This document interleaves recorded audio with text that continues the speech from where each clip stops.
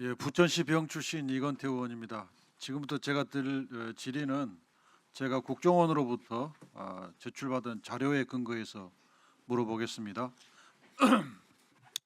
이시온 증인은 공직비서관 때 북통전부 아태이가 금융제재 대상이 아니다라는 기재부 유권 해석에 반발해서 국정원에 의견을 물어본 적이 있죠. 그 부분에 짧게 없으면 없다고 하고 있다. 그 부분에 대해서는 좀 전에 말씀드린 것처럼 그 국회 증언감정법 3조 1항에 따라서 증언드리기 어려움을 말씀드립니다. 즉 계속하겠습니다. 국정원으로부터 통전부 아태이 등 노동당 산하 조직은 제재 대상이라는 취지의 초도 의견을 전달받자 부처별 해석이 달라 허점이 있다면서 국정원장 주관의 관계기관 회의 개최 및 대북 제재 해석 기준 마련 필요성을 언급한 적이 있죠. 같은 취지로 증언드리기 어려움을 말씀드립니다.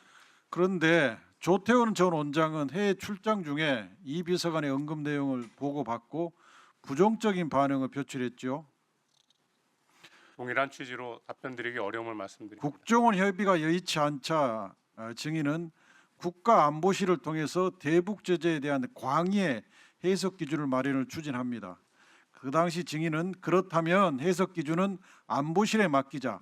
안보실 관계 비서관도 노동당 산하인 것을 아는 이상 제재 대상이 아니라고 할 수 있겠느냐, 이런 취지의 말을 하더라라고 언급을 했어요.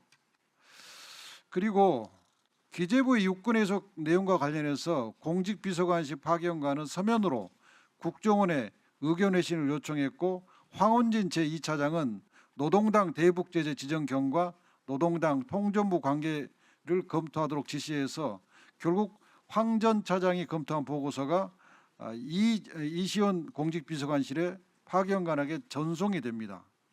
그런데 이게 전송된 이후에 조태영 원장이 그걸 회수하고 수정본을 또 보냅니다. 이게 이제 전반적인 경과 사실인데, 왜 이런 걸 공직비서관이 자기의 업무가 아닌데 왜 이걸 검토하죠? 좀 전에 말씀드린 것처럼 그 부분에 대해서는 동일한 사유로 답변드리기 어려움을 말씀드립니다. 김태효 증인께 묻겠습니다. 네. 이시원 비서관이 이시원 증인이 그 국정원의 협조를 받기 어렵게 되자 안보실에 검토를 의뢰한 걸로 나오는데, 안보실에서 이걸 검토했습니까? 저는 이 문제를 지금 처음 들어봅니다. 검토받은 적이 없습니다. 만약에 이시원 증인이 이걸 안보실에 의뢰를 했다면 안보실에는 어느 쪽이 담당이 되죠? 그것도 제가 짐작하기 어렵습니다. 저한테는 아무도 얘기를 해주지 않았습니다. 이시원 비서관, 네. 안보실 누구랑 협의한 거예요? 계속 반복적으로 말씀드리지만 이 부분에 대해서는 그 국회 증언감정법 3조 1항에 따라서 답변드리기 어려움을 말씀드립니다. 그러면 본인이 기소할 우려가 있을 때 증감법상의 증언을 거부한 사유 중에 하나로 있는데, 지금 이거 관련해서 수사를 받고 있습니까? 네, 제가 수사 대상이 된 것으로 알고 있습니다. 어디서 수사를 받고 있죠? 지금 종합특검에서 저에 대한 출국 금지를 한 것으로 알고 있습니다. 그래요? 네. 자, 그러면 지금 말하는 걸 보니까 안보실 누군가하고 협의를 하고 안보실에서 그 당시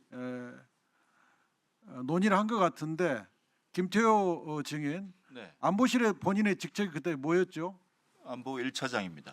그러면 1차장이 모르면 1차장과 2차장이 있습니까? 네, 3차장까지 있습니다. 그럼 각 소관이 어떻게 되죠? 2차장은 국방 현안이. 1차장은 2차장이 1차장은 외교 쪽입니다. 주로 2차장은 국방, 3차장은 경제 안보 쪽입니다. 그러면 이게 성격상 대북 제재는 어느 차장 소관이죠?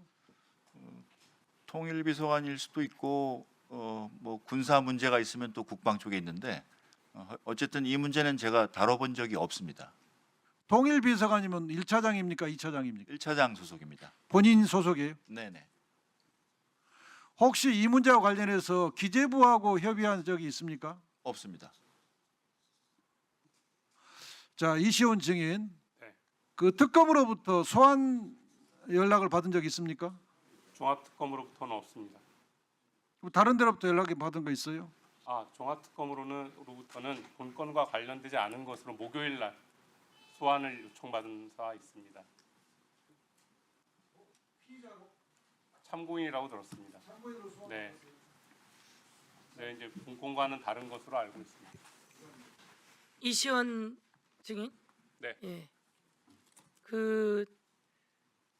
국정원의 어떻든 대북 제재 대상인지 아닌지 알아봤죠? 반복해서 말씀드립니다만 동일한 사유로 답변드리기 어려움을 양해해 주시기 바랍니다. 예. 태평화위원회 대북 제재 대상이냐 알아봤죠? 반복적으로 말씀드립니다만 동일한 사유로 답변드리기 어려움을 네. 양해해 주시기 바랍니다. 네. 그러면 그 내용을 왜 알아봤을까? 윤석열 대통령도 거기에 대한 고민이 있었습니까? 동일한 이유로 답변드리기 어려움을 양해해 주시기 바랍니다. 윤석열 대통령에게 그런 얘기를 들은 적이 있습니까? 동일한 사유로 답변드리기 어려움을 양해해 주시기 바랍니다. 네.